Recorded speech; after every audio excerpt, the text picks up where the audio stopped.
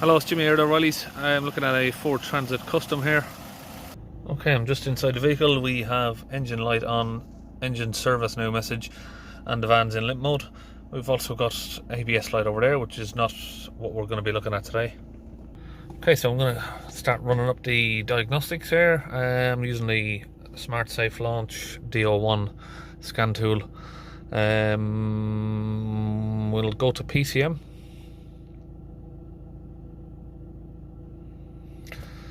Right, while I'm going through this, I'll tell you a little story again about the van.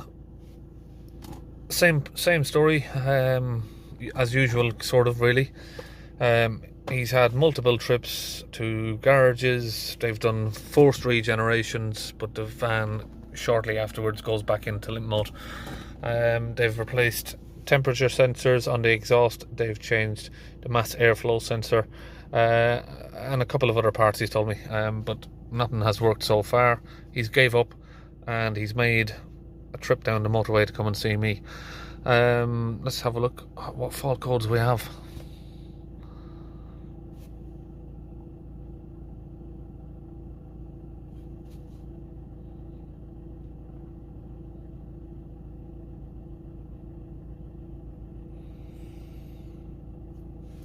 Okay, we have a P246C, which means that the van's in limp mode. Particle filter restriction too high, P24A4, and a P2463 Soot accumulation code. Okay, so we've got a blocked DPF clearly, but there is no other cause straight away there on the diagnostics. So we'll go to data stream and we'll tick out a few items here. Okay, so we've ticked off a couple of items there. Try and hold it here so there's not so much glare on the screen. Ambient temperature sensor is working. We have 25 degrees. Catalyst temperature 143 degrees. DPF soot accumulation is at 239%. Engine coolant temperature there, you can see, is at 92 degrees. The customer has literally just pulled up. We haven't even switched the engine off, so that's why the temperature is nice and up warm. Exhaust differential pressure, let me just change that to something I recognize. HPA, so 51 HPA at idle, and we'll accelerate it up to sort of 3000 RPM.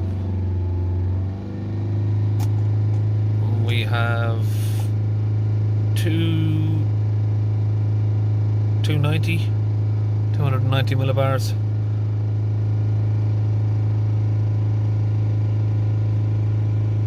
So there doesn't seem to be any clear indication of what's going on, because everything sort of seems to be in working order here.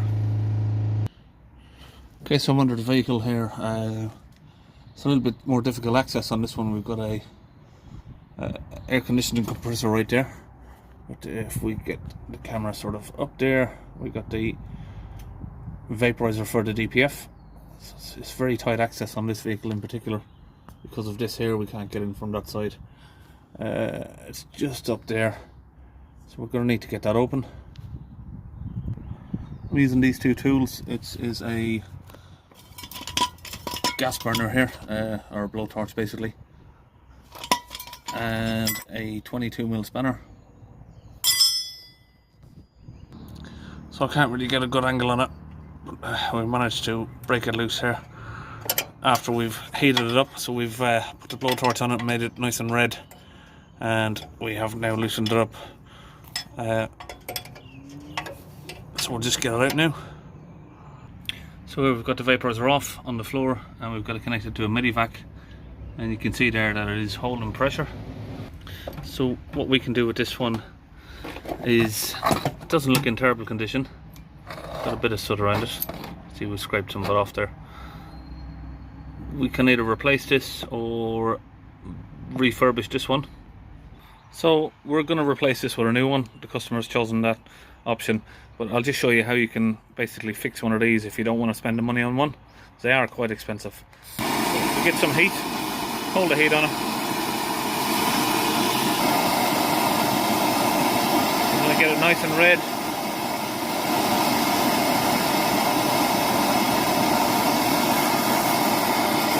all the way down. You can see all of the soot now is now burned away. So while you're using the torch on it like this, you can pump up the midi-vac and it will blow out all of the dust. You'll see it coming out in sort of a red ash form. I'll try and capture it quickly for you if I can let go of one hand and do it at the same time. So if we now pump the midi-vac up, so if you do that while the flame's working, it'll work better. While you've got the flame on it, you'll see the ash sort of coming out. And now we don't have any pressure. Okay, so we've got a brand new unit here that we're going to fit now. One thing I will mention is, I know on this vehicle here, usually before you have to replace one of these, that you'll have a code for a DPF under temperature, or DPF temperature not high enough, basically. And that indicates that you need one of these replaced. Now obviously, because someone's already been working on this van before I got here, those codes were cleared and they've tried to do a forced regeneration, which worked for a few miles, and then the blockage light came back on. So the vehicle hasn't had a chance to try and do a regeneration because the soot loading is at 240%, so it won't activate the vaporiser. But once we've got this in, we'll clean the DPF and then the vehicle should work perfectly. Okay, so that's the new vaporiser there on, and thankfully fitting a new one is a lot more simple than getting the old one off, simply because you can just wind that in nice and easily. It's not welded on like the old one. By welded, I do mean seized. It's like very tight. I don't mean actually welded on, just to clear that up. And we've got the old vaporiser there now that we have heated up. That has had some time to cool down now. What I can say is about that, when you're getting them off, it does take a lot of strength, so make sure you've had your Weetabix, but it is doable as I'm showing you. You can do it on the van. Some people do take the exhaust system off, the whole exhaust system off, take it off the van to remove those, or cut the vaporizer. I have done that in the past. I've cut some of them just to make my job simple, but on this particular van, the custom, you can't get an impact gun up there. Unless you remove the whole exhaust system and put it on the floor and then use an impact on it or something, or use a 12-point or a 6-point socket. It's just, I just find it better to just take them off like that, and then, you know, you can refurb that, keep it as a spare for an emergency case. For instance, if I get a customer come down to me like on a Saturday or Sunday, and it turns out they need a vaporizer, we can't get one. You know, as an emergency case, I've got one here now that works, and you can just chuck that in and use it. Okay, so I'm going to mix up some DPF cleaner here from Launch UK into the Launch gun, even though you can't see the sign on it anymore. We're going to mix that up in here. 50% fluid and 50% water. So this is just a half a bottle here, so I'm going to pour all of that in. So we did use the other half on a different vehicle, and then the rest of that there can just get mixed up with some water here, which we've already done. Okay, we've got the gun connected up to the compressor here. Now we're going to come under the van. We're looking at the DPF right here, and we're going to remove the holes here from it. This is the pressure sensor holes. So if we grab it with the pliers here, grab that clip, slide it back, and we can just get that hose and wiggle it off. Right, I have tried pulling on that as hard as I can. It doesn't want to come off. So what I'll use is a little pick here. Try and fit that under the edge if we can. This one's slightly too big, this pick really. A little smaller one would have been better. And we just work it all the way around, get it under the lip, and just all the way around, and I'll just get it unstuck from the metal pipe. Now if I pull that out, now it should come off. There we go. Now I've made my own end here for this gun with a cone and a piece of fuel hose, basically. That will help me just fit this onto the DPF nice and snug.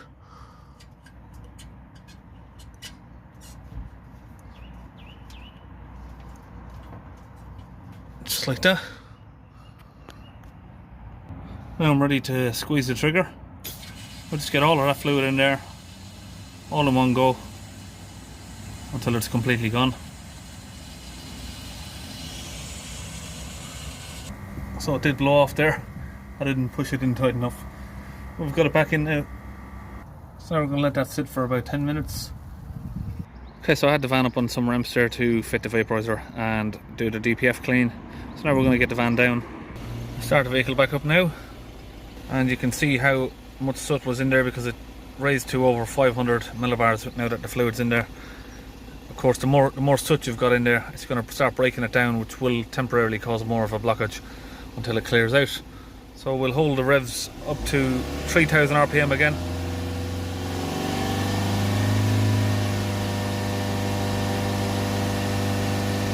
And we'll keep an eye on the pressure.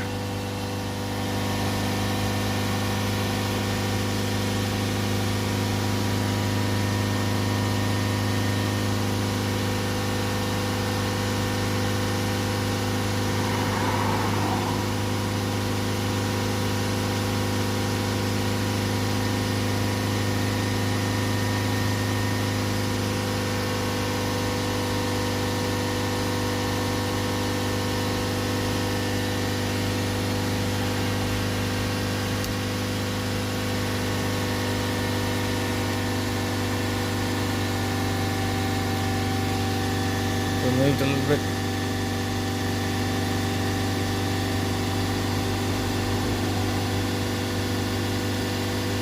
Try and increase those revs back up a little bit.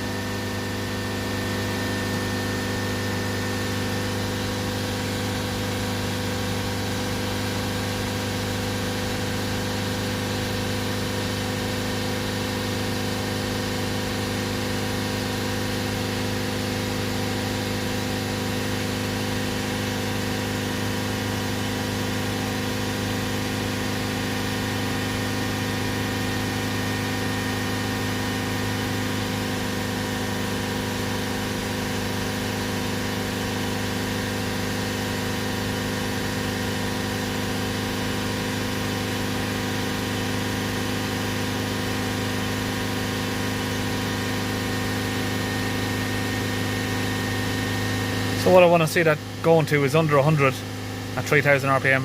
Ideally, it should sit sort of around 50 to 60 millibars on a brand new DPF, but anything under 100 would be sufficient.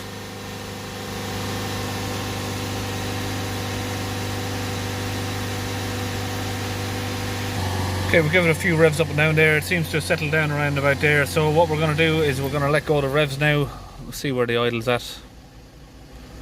It's still sort of 25 millibars. What we're going to do now is we can reset the engine light just so the vehicle will rev up fully, and all of the van's own sort of systems are going to come back online. So the vaporiser and its self-regenerating will come back on. So once the vehicle is regenerating on its own, we should see these temperatures here. Exhaust temperature, that one is particularly there. We should see that going over sort of around 580 to 620 degrees. We've still got, well, we've not actually been accelerating it that long because the actual temperature of the vehicle is still quite low. We've only got 60 degrees on the thermostat, 85 degrees on, oh no, sorry, yeah, there's the thermostat, 85 degrees, and 70 degrees on the exhaust there. So with the fluid in there, the exhaust cleans out, as you can see there, at a lot lower temperature than you would get on a forced regen. So now the temperature, the pressure of the DPF has come down to a reasonable sort of rate where it's not too high and you're not going to damage the vehicle. We can now go to special functions, and it should be in here. Reset, we're looking to reset the particle filter values. Confirm. And OK.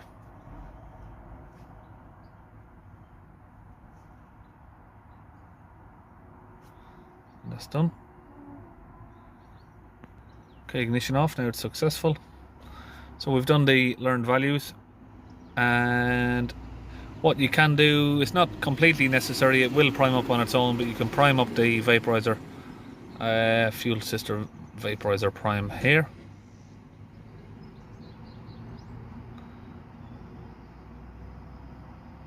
Ignition is off. Okay, turn the ignition on. Now by doing this, you will also be able to test if the vaporizer pump's working, because you should hear now a ticking, which I can hear. You'll hear a little ticking noise from the vaporizer fuel pump. Now that part itself again is another one that people don't really ever look at. If you change a vaporizer and that vaporizer fuel pump is not working, you'll still have this issue, and that could confuse a lot of people, I suppose. So I'll probably show you where it is. Okay, right there we have the vaporizer fuel pump, and I'm not sure if you can hear that ticking, but it certainly is ticking. Now we're going to start the van back up, and we can now get the full revs on there. We haven't cleared the fault code yet, so the light's still on. Now you're going to see a lot of vapor from the fluid that's in there. Now that is not combustion smoke, that is vapor from the chemical that we put in there, the cleaner.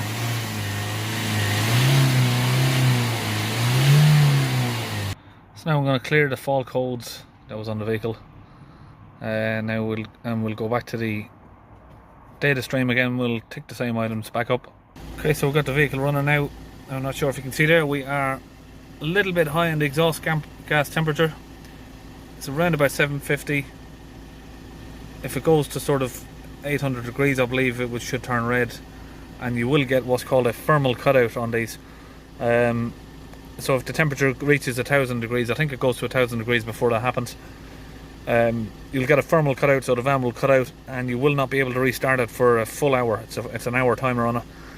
There are ways that you can reset it on a diagnostic machine by resetting the exhaust gas temperature sensor values. Okay, keep an eye on that temperature, make sure it doesn't go too high. So we're just letting the vehicle idle for a minute, let it cool down, and then we'll hold the revs back up. You can see now we're on sort of 15 on the pressure there. Let's have a look. I think this one's playing around like my... No, it's not. So we're down to sort of 14-15 millibars now that we've reset the codes, started the vehicle back up, give it a couple of revs. We'll give it a few more revs up, but if the temperature goes too high, we're going to let go of the revs, let it idle down, let it cool.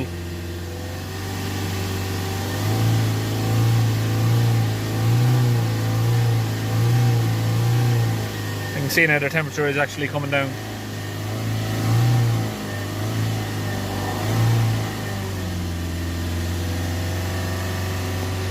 Hold the revs back up around 3000 RPM if we can. We have sort of 80 millibars now.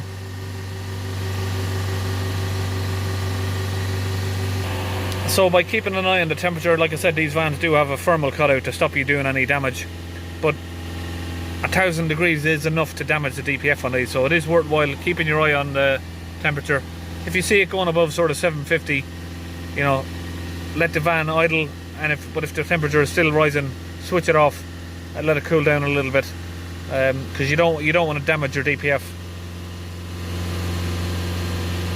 So we're sitting now down around 200 degrees on the DPF. I'll hold the revs back up. We're at 78 millibars at 3000 RPM, and let it idle down. So we're down around sort of 9 millibars on idle now. So some questions I do get asked sometimes: what's a healthy DPF pressure? So what you'd like to see, that anywhere between. You do want to see some pressure on it, so something between sort of 2 millibars to say 10, but you know, maximum 12 maybe on idle, and on 3000 RPM you should see it sort of sitting somewhere between 50 millibars to a maximum of 100. Now you can see here on this one where I've reset the values of the DPF, that resets that back to 0%. Now if the DPF is still blocked, you'll see that quickly creeping back up, but now of course the DPF is not blocked, so it's going to stay relatively low. Okay, so we're now going to take the vehicle for a test drive. Okay, so we've had the vehicle on a quick test drive, and after the drive we are now down to sort of 5 to 6 millibars of pressure. No more engine lights on the van, everything's all in good order. And you can see there we're still coming down a little bit, down to sort of 4 millibars. Okay, we'll come back out of the codes and just do a quick, out of the live data stream. Just check if we have any fault codes that need to be cleared or anything that needs further looking into. Mass airflow, now that wasn't there before. Okay, so maybe that makes sense to why they've changed an airflow meter. He's told me they've changed the exhaust gas temperature sensors because the DPF temperature was too low. They've changed an airflow meter. I didn't know any reason why, but now we've got that code. So just having a little quick look around the engine bay here, and I noticed he's got a lot of animal hair, so he's probably got something that's been sleeping up around here. It's more of it stuck on here. I know these do have issues with the plug. Having a look around it, looks okay from here. So I'm just using a little pick here to pop out that red cap, and if we look at that first pin there, it's been widened open. You can see it's bent and it's just been widened out, so it's not going to be connecting correctly, that one. See if we can sort that out. So I'm just using some of these electronic keys here just to pull out the plug, see if we can do something with this. I don't know how it's ended up like that really, but it's in a bit of a state. Okay, so I've moulded that back into the best shape as I can, close as possible to what it should look like. We'll try and get that fitted back in. Okay, we've got that sort of looking exactly like the rest. We'll plug that back in and hopefully that should be okay. If not, a new harness can be ordered up and have that fitted on. But, I'm pretty sure that should be okay now. Just make sure I've got the little red cap back in there and it should be ready to fit back. Okay, now we can clear this code again, take it on another little drive around, make sure that code's not coming back. Okay, let's go for a little drive around again. Okay, we're back. Let's brighten the screen back up. We'll come back and do a recode read again. Now if this code comes back, it's going to need a new harness, but I'm pretty sure I've made it fit. No, it's going to need a new harness on there. Now the customer has found somewhere that sells one, and of course the guy himself is a plumber, so he wants to do that himself once he goes home, and he has got his own code reader here, so I'm gonna have to let that down to him, unfortunately. So we'll have to finish the video up here. Okay, that's all done. See you in the next video.